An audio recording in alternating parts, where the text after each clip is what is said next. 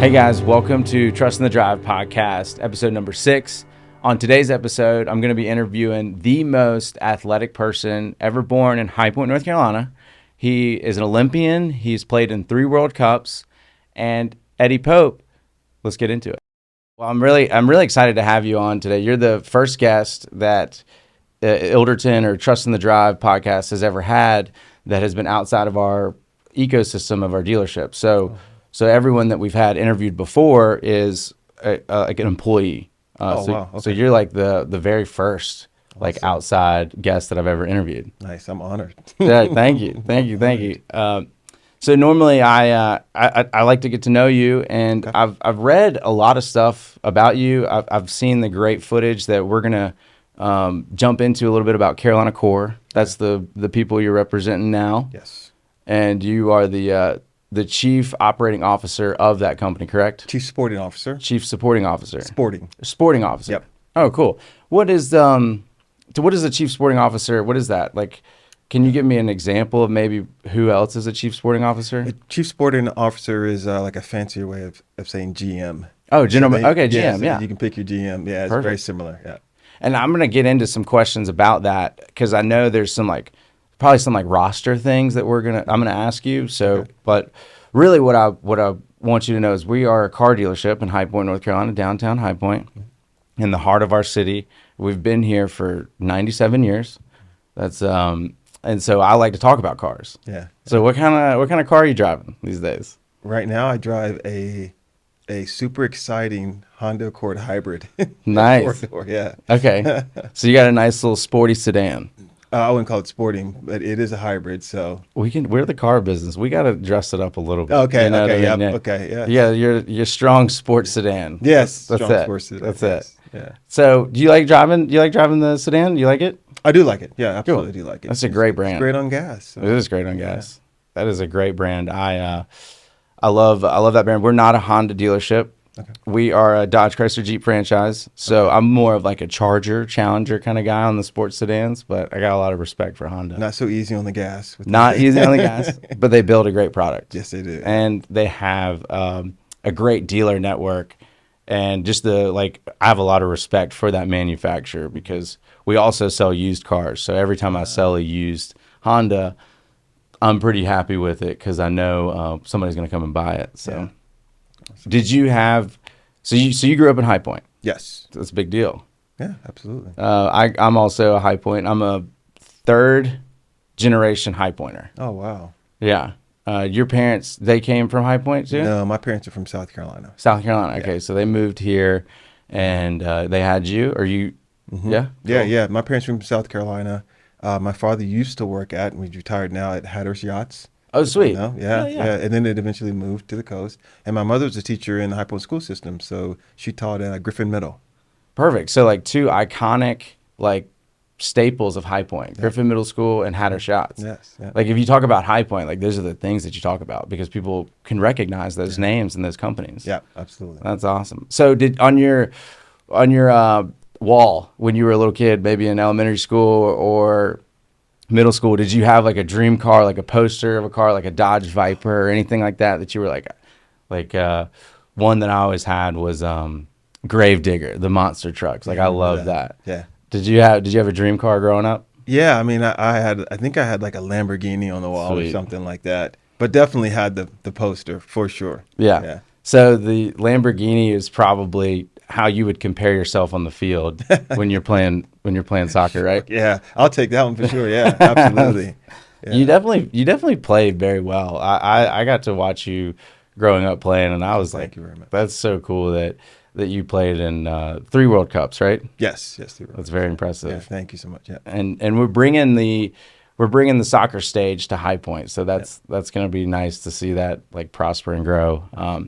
So what was your favorite park growing up when you came to High Point? When you were going out to play football with the guys or tennis or jungle gym, which park would you always go to? Yeah, I'd like going to Jamestown Park. Oh yeah. 'Cause I played Little League Baseball there. And then, of course, they have basketball courts there. And Yeah. some other things. The golf course is there. So we kind of sneaking on there every now and then when it snowed, kind of trying to sled on the golf course. or just picking up random golf balls and collecting them. So I enjoy doing that. And then of course City Lake. City Lake Park's a Love good going one. to City Lake. So I'm happy to see that it's all renovated and They're it looks doing well, amazing. you So know. it's pretty awesome. They've got a big project going over there. I'm really happy the city's doing that. That's Yeah. shout out City High Point. Yeah, absolutely. So was there ever a point where you were thinking about playing baseball over soccer, or what sport did you like best growing up? I think I like soccer best. Soccer, but yeah. I loved playing baseball. I loved playing football, basketball. I mean, I just love sports in general. But I did enjoy playing baseball growing up. I played a lot of baseball. Yeah. The most athletic person in High Point. I'm telling you guys. I'm telling you, he is very athletic. So let's jump in. MLS, Major League Soccer, Carolina Core, and the league that we're talking about is MLS Next.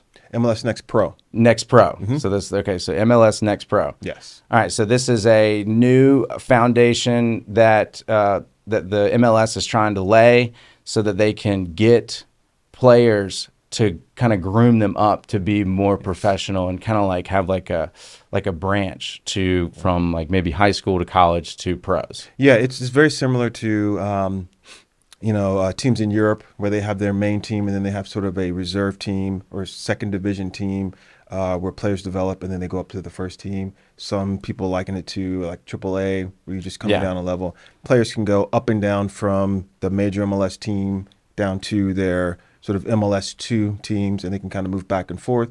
We are an independent MLS Next Pro team, so we don't have an MLS team kind of above us. Yeah, you're not like attached to like DC United or something or LA Galaxy. Yeah. You're just like a separate operating system in your own. Yep, within the league. Those leagues that MLS Major League will recruit out of your independent team. Yeah, and we can send players anywhere That's to any cool. of the MLS teams. So if we have a player that's really, really good and he wants to go play, and we think he's ready to go play, he can drop down to Charlotte and go play. All right, so what's the I'm trying to learn about it, and I'm very interested in it because and we have this partnership with Carolina Core as as our automotive group is going to be a part of the Truist Stadium in downtown High Point. Yeah. So I'm going to get to watch a lot of soccer over the next couple of years, and I want to make sure I know what I'm doing. You know? I mean, I want to make sure I know what who I'm prospecting or who I'm looking at because and that's part of your role is like you're going to have maybe 5 amateur players and then like 20 or so semi-professional players that are actually getting paid. So the 20 players that are getting paid, they'll have like a salary of some sort, and then you'll have maybe is it 5 amateur players? Yeah, it depends. You know, you can have maybe more than 5, just 5 on the field at one time. 5 on the field at one time. Okay. Yes. Okay, cool. And then the other guys, they're full-blown professionals. You know, they're Sweet. not semi-professionals. They're full-blown professionals. They have salaries and they'll be doing the thing for real. Yeah. They're trying to make it. They're trying to make it big. Yeah. Yes, absolutely. And like I said, we can sell them to Charlotte or to a team in Europe. Either one. So you played professionally too outside of the U.S. men's national team. Yes. What was that team? Yeah, so I played for DC United, Okay. and then I played for New York Red Bulls, and then I played for Real Salt Lake. That was my last team where I retired. Okay, perfect. So, Yeah. so you're familiar with some of those guys probably getting recruited up to your team. Yes. And them being like, okay, like this is another step in my career. Like I really want to take this seriously. Yeah. Okay, a little clarity on the amateur side. If they're playing in college, they can't play for the Carolina Core. Correct. Not Okay. You can't sign a contract At and the play same for time. Carolina. Yes. Yeah. Correct. Okay. So hopefully those guys will finish college because we're a big fan of collegiate athletes. I think that experience is probably good. I'm not sure what your take is on it, but Yeah. I think it is going to be hard for an 18-year-old to leave high school and just be a professional. Yeah. You know, it's not easy. It's not going to be easy. But we always say if you're good enough, you're old enough. So. Yeah, exactly. Yeah, I'm not by any means wanting to ever take that opportunity away from them, but it is going to be so cool to see some of those guys prosper. Yeah. But it's going to be a tough road. It's a tough road. Yes. And so you're going to be coaching these amateurs. You're going to be in the same room with them, being like almost in like a classroom setting. So I thought about this. Like I have a technician that fixes cars. He leaves high school. Sometimes he's 17. And then he gets handed a $50,000 car Okay. to fix.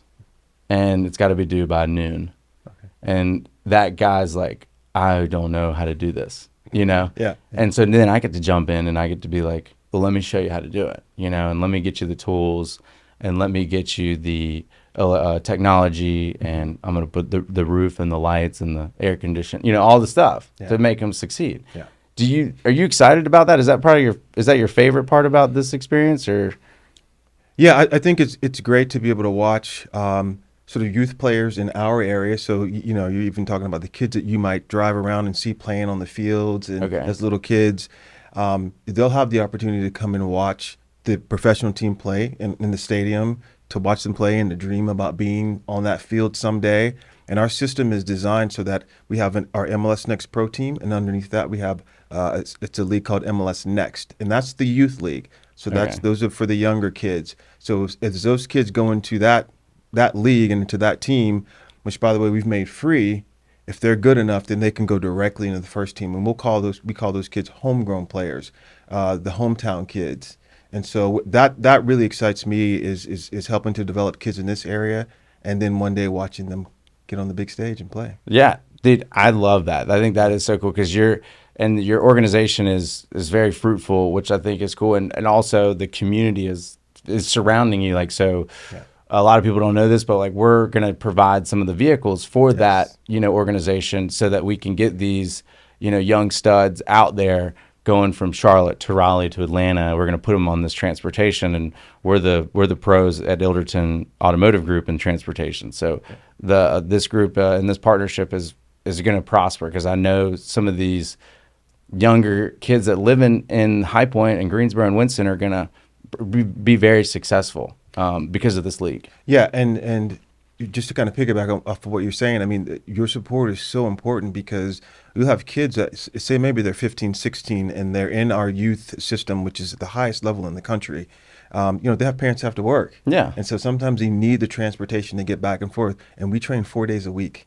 So you only get one day off. And so for the parents, it's very difficult for them to take off work, get their kids there, and then try to get back to work. And so what ends up happening currently is that the kids just don't get a chance to play. So, I mean, we thank you for your relationship with the club. Oh, yeah. It's super important to us, and it's going to be great to the kids in the community. So I love, thank you, you're so welcome. And the Carolina Core, it's going to prosper. This city is craving professional sports, and it's also, you know, craving like just overall development of our youth. I mean, like, we want our city to succeed, and the next generation, you know, it's already past me. Like, we're looking to the 18 and the 15-year-olds, and they're going to be what I rely on to, you know, help bring our city to make it even stronger. Yes.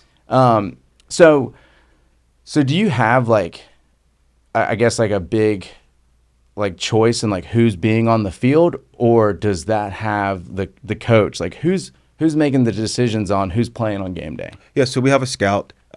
His name's Andy Williams. He's here now.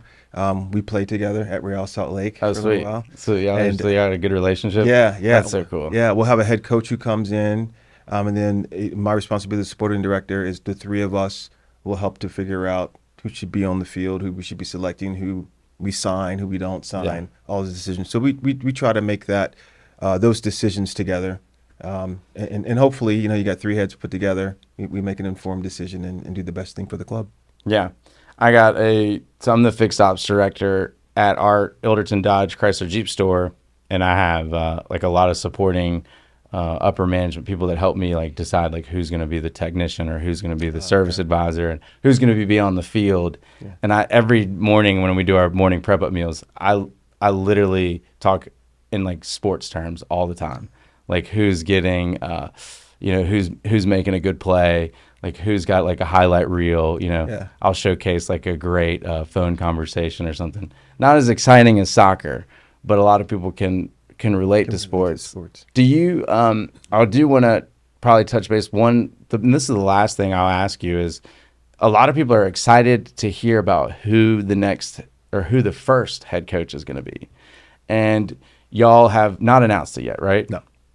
Okay. So is there like a hint of like where that person's going to come from? Is it going to come from like or you don't even have to hint, honestly. It would just be like, would it be like an assistant head coach from MLS, or would y'all pull somebody from overseas, or would it be like a high school head coach? Like, how would you go about picking that head coach? Is the better question.